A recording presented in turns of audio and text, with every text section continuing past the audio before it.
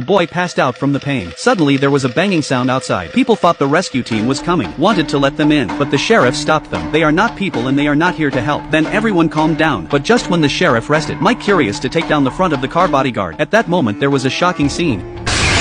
But the sheriff was quick, resolved the crisis. At the same time, the sheriff's assistant led several people to escape to the residential building on the hill. The landlady saw them and set off the alarm. The Mediterranean blocked the door with a gun. Today, he shouted for help from outside. Big Wave saw her friend in the building and tried to open the door, but the Mediterranean Sea pushed her away. At that moment, some more people appeared from across the street. They greeted Ruth and said they were his friends. While Ruth was hesitating, the police officer shot him in the face. It was clear they weren't human. In the nick of time, the landlady ran downstairs and managed to convince the Mediterranean so that a few people escaped from the disaster. For safety's sake, the landlady made them kneel on the ground. Finally, the mother and daughter were tied up with a rope. The drunk driver was directly tied to the bed. After making sure the mother and daughter were okay, the landlady helped her untie the rope. Mary stood up and went to look for her daughter, but she was stopped by the landlady. The landlady told her everyone in town had been through this. It would be the worst conversation they'd ever have. Do you believe in monsters?